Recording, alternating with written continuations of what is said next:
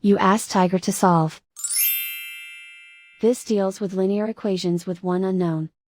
The final result is b equals 5. Let's solve it step by step.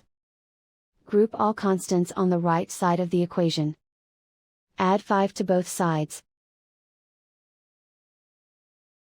Simplify the arithmetic.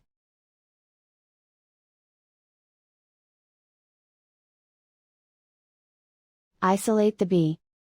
Divide both sides by 6.